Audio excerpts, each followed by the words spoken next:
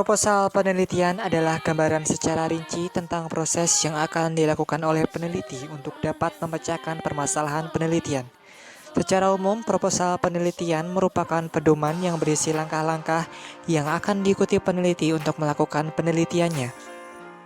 Judul menggambarkan tentang materi proposal secara singkat, jelas, dan spesifik. Bab 1. Pendahuluan. Yang pertama, latar belakang masalah.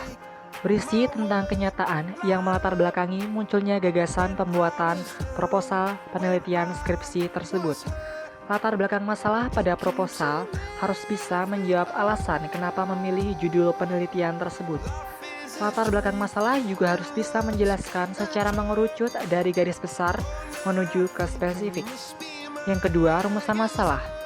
Berisi tentang pertanyaan yang berhubungan dengan dua variabel atau lebih. Yang ketiga, tujuan penelitian. Berisi mengenai tujuan dilakukannya penelitian tersebut yang digunakan untuk menyelesaikan masalah. Yang keempat, manfaat penelitian. Biasanya terdapat 3 manfaat, yaitu manfaat bagi peneliti, manfaat bagi masyarakat, dan manfaat bagi pengembang keilmuan. Bab 2. Tinjauan pustaka.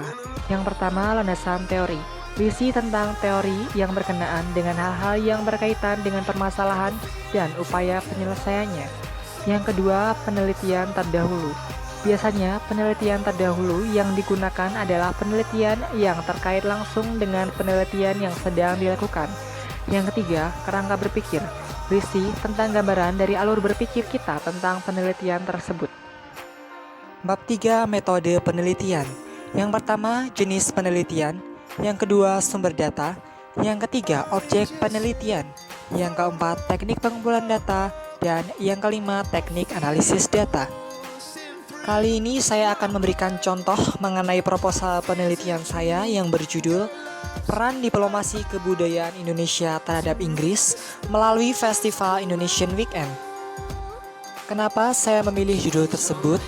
Nah, hal yang melatar belakangi saya dalam memilih judul tersebut adalah Indonesia merupakan salah satu negara di dunia yang memiliki keanekaragaman budaya.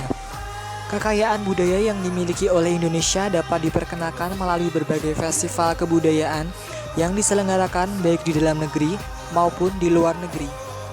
Dalam festival kebudayaan tersebut dapat diperkenalkan budaya asli Indonesia seperti tarian daerah, makanan tradisional, benda-benda tradisional, musik daerah, serta pertunjukan teater dan film.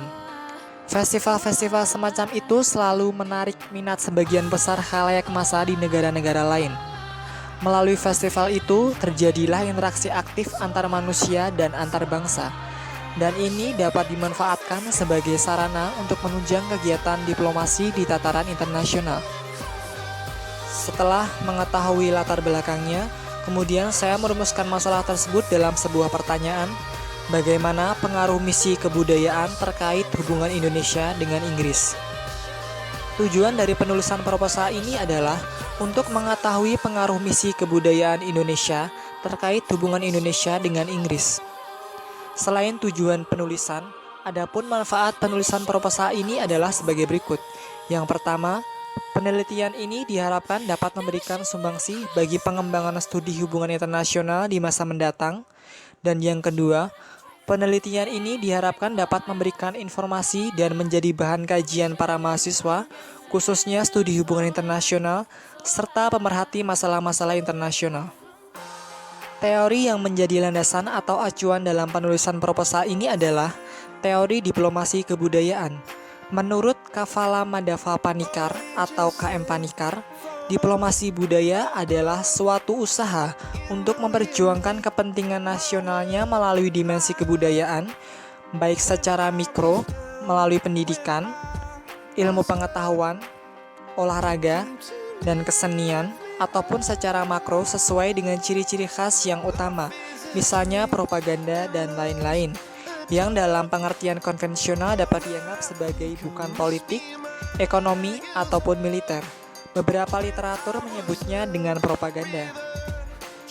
Penelitian terdahulu yang saya gunakan terkait dengan penulisan proposal saya adalah penelitian oleh Agung Pujihandoko tahun 2013 mengenai diplomasi kebudayaan KBRI Addis Ababa dalam meningkatkan perdagangan Indonesia-Ethiopia 2012 dan penelitian oleh Clarissa Gabriela tahun 2013 mengenai peran diplomasi kebudayaan Indonesia dalam pencapaian kepentingan nasionalnya.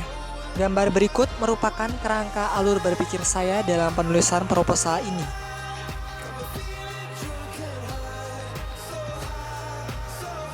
Metode penelitian yang saya gunakan dalam penulisan proposal ini adalah saya menggunakan metode kualitatif deskriptif.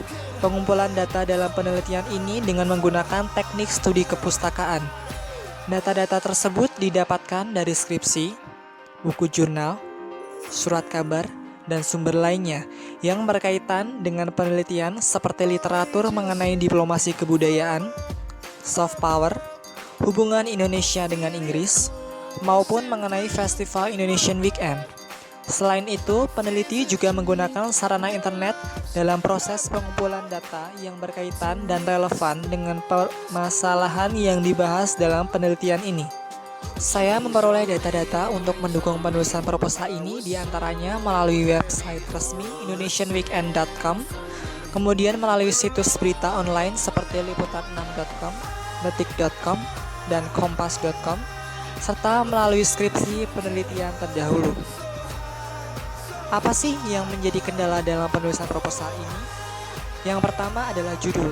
Judul merupakan sebuah rangkaian kata yang menggambarkan tentang isi dari sebuah proposal.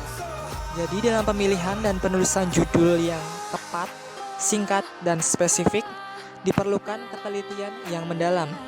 Yang kedua adalah latar belakang. Latar belakang dalam sebuah proposal harus bisa menjawab alasan kenapa memilih judul tersebut. Itulah yang membuat saya sedikit kesusahan dalam merangkai kata-kata yang dapat terangkai secara tepat dan mengerucut. Dan yang terakhir adalah mood, di mana mood sangat berperan dalam penyelesaian pembuatan proposal ini. Di saat mood sedang baik, hasil tulisan yang dihasilkan bisa lebih cepat dan tentunya baik. Namun di saat mood sedang tidak baik, saya akan tetap menulis proposal tersebut dengan sebaik-baiknya. Tidak lain dan tidak bukan agar penulisan proposal cepat selesai dan tidak terlunta-lunta. Harapan saya dalam penulisan proposal ini adalah saya berharap bahwasanya pengalaman menulis proposal ini nantinya akan sangat bermanfaat bagi penulisan skripsi saya kelak, karena banyak hal yang saya dapat dan saya pelajari dalam penulisan proposal ini. Semoga sedikit cerita dari saya ini bisa bermanfaat bagi kalian semua. Terima kasih.